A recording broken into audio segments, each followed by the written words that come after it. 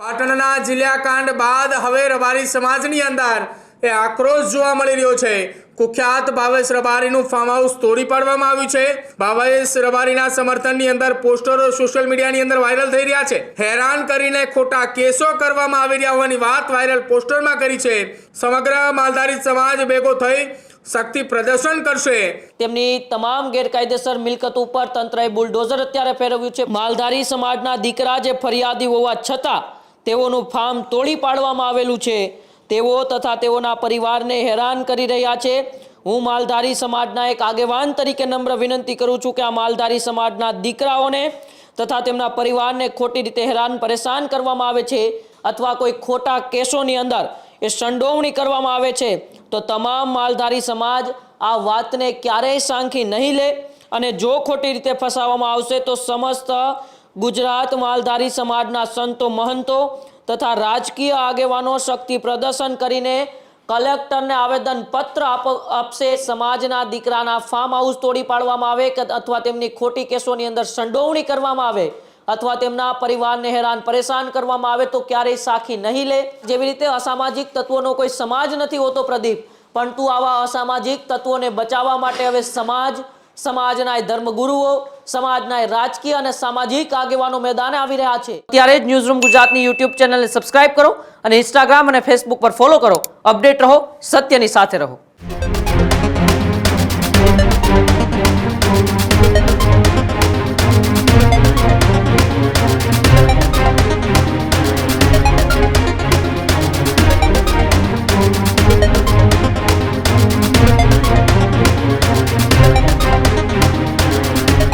પાટણની જિલ્લાકાંડ બાદ હવે સમાજની અંદર પણ આક્રોશ જોવા મળી રહ્યો હોય તે પ્રકારની માહિતી અને પોસ્ટરો સોશિયલ મીડિયાની અંદર વાયરલ થઈ રહ્યા છે।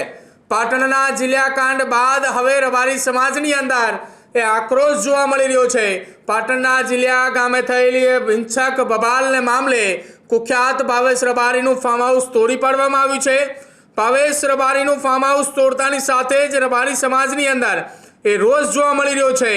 ભાવેશ રબારીના સમર્થનની અંદર પોસ્ટરો સોશિયલ મીડિયાની અંદર વાયરલ થઈ રહ્યા છે।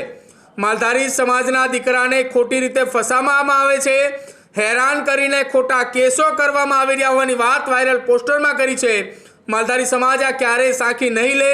સમગ્ર માલધારી સમાજ ભેગો થઈ શક્તિ પ્રદર્શન કરશે। ન્યાય માટે કલેક્ટરને આવેદનપત્ર પણ પાઠવવામાં આવશે। આ પ્રકારની વાત વાયરલ પોસ્ટરમાં કરવામાં આવી છે।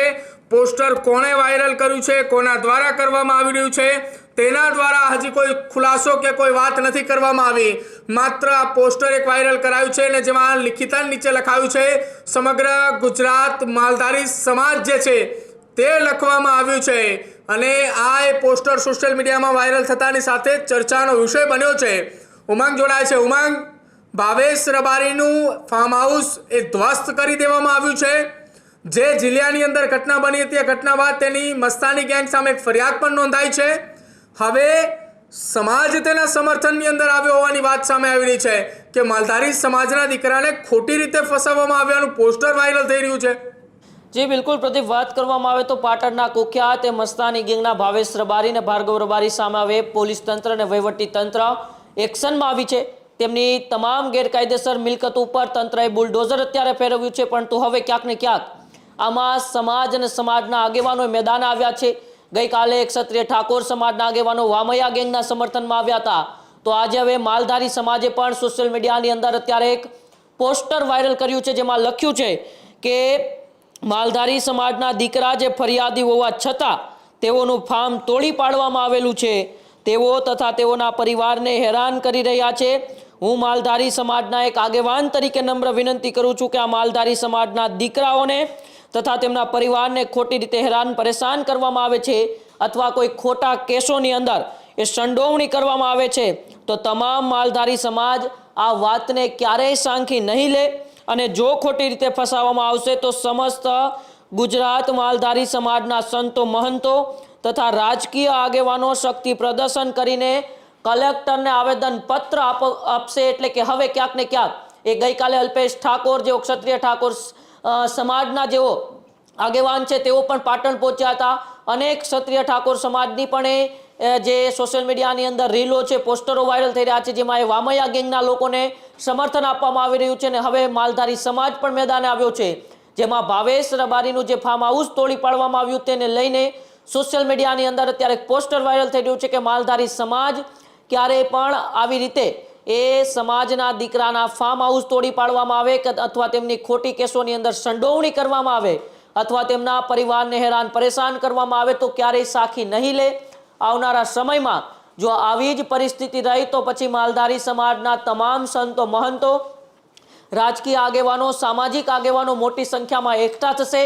પ્રદર્શન પણ કરવામાં આવશે અને સાથે સાથે કલેક્ટરને આવેદનપત્ર આપીને ન્યાયની માંગ કરવામાં આવશે. એટલે કે હવે ક્યાંક ને ક્યાંક જેવી રીતે અસામાજિક તત્વોનો કોઈ સમાજ નથી હોતો પ્રદીપ, પરંતુ આવા અસામાજિક તત્વોને બચાવવા માટે હવે સમાજના ધર્મગુરુઓ, સમાજના રાજકીય અને સામાજિક આગેવાનો મેદાને આવી રહ્યા છે.